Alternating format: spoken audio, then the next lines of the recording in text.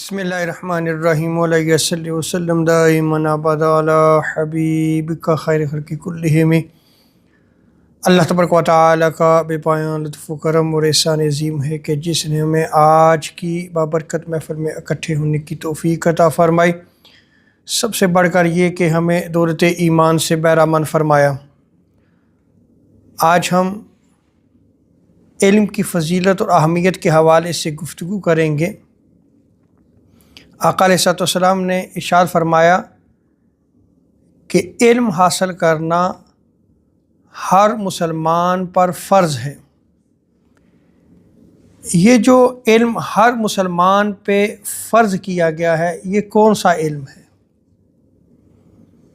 یہ یاد رکھ لیں کہ ہر مسلمان پر نماز، روزہ، حج، زکوٰۃ، حلال اور حرام، ان علوم کو حاصل کرنا ہر مسلمان مرد اور عورت پہ فرض ہے۔ آج اگر ہم اپنی زندگی میں دیکھیں تو ہمارے بچے جو کالجز اور یونیورسٹیز میں جا رہے ہیں،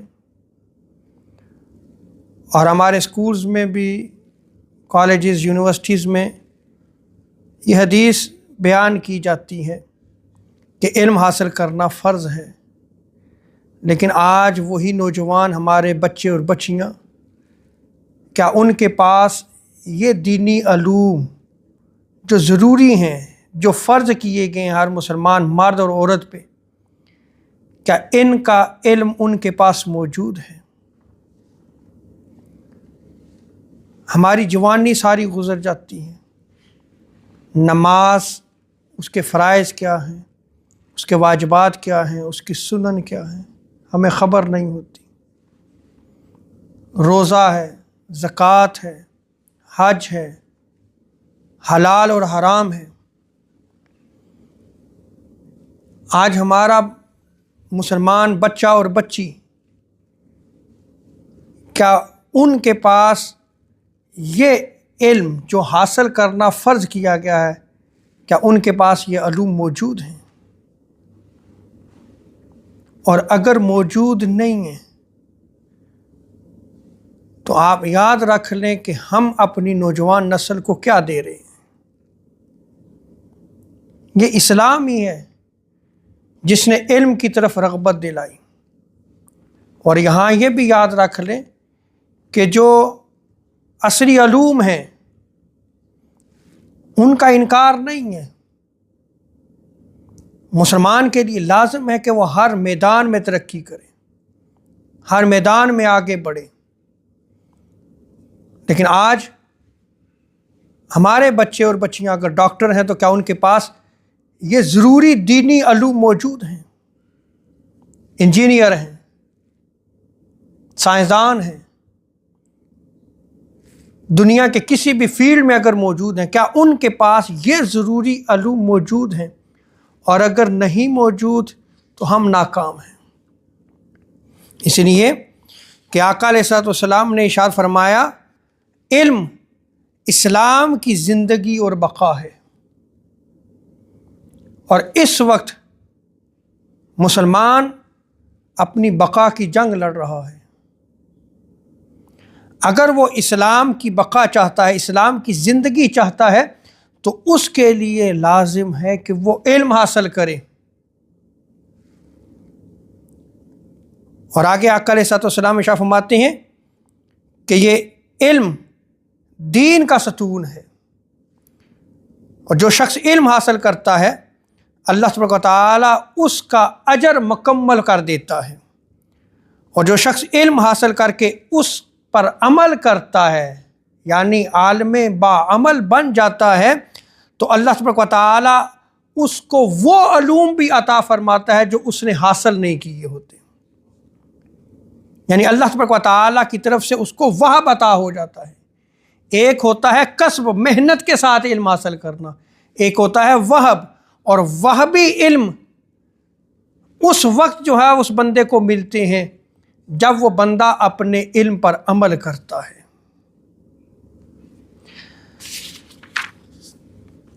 اسی طرح آقا علیہ الصلوۃ والسلام ارشاد فرماتے ہیں کہ علم حاصل کرنا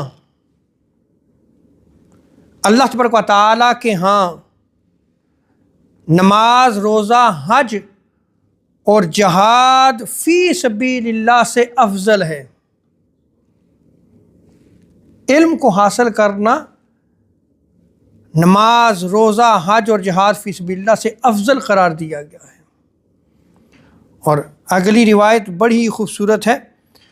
آقا علیہ الصلوۃ والسلام ارشاد فرماتے ہیں کہ علم کو حاصل کرنے کے لیے اگر ایک گھڑی آپ صرف کرتے ہیں، یعنی کچھ لمحات آپ نے متعین کر لیے، مختص کر لیے، اور آپ علم کو حاصل کرتے ہیں، آپ کی وہ ایک گھڑی علم کو حاصل کرنے میں گزرتی ہے، تو آقا علیہ الصلوۃ والسلام ارشاد فرماتے ہیں کہ وہ رات بھر قیام سے افضل ہے۔ یعنی رات بھر وہ اللہ کے حضور کھڑا رہے، نوافل ادا کرتا رہے، قیام، رکوع، سجود میں اس کی راتیں بسر ہوں، اس سے افضل کیا ہے کہ ایک گھڑی آپ علم حاصل کر لیں۔ اب سوشل میڈیا کا دور ہے اور علم کو حاصل کرنے کے بڑے بڑے ذرائع موجود ہیں۔ اب تو آپ کے لیے بڑی سہولتیں موجود ہیں۔ پہلے علم کے لیے سفر کرنا پڑتا تھا، آج علم آپ کے ہاتھ میں موجود ہے، موبائل ہے تو آپ کے ہاتھ میں موجود ہے۔ لیکن میرا سوال یہ ہے کہ آپ کے پاس کسی مستند عالم دین کی ویڈیو آتی ہے، شارٹ کلپ آتا ہے آپ کے پاس، کیا آپ اس کو سنتے ہیں؟ کیا آج ہم اس کلپ کو سن کے آگے شیئر بھی کرتے ہیں؟ ہماری زندگی اس کے برعکس ہے۔ آپ یقین جانیے سوشل میڈیا پہ جو سب سے زیادہ شیئر ہوتا ہے وہ مذاق ہوتا ہے، چاہے میاں بیوی کی آپس میں جو زندگی کے معاملات ہوتے ہیں ان پہ جو ہے مذاق کیا جا رہا ہے اور اس کو پھر آگے شیئر کیا جاتا ہے،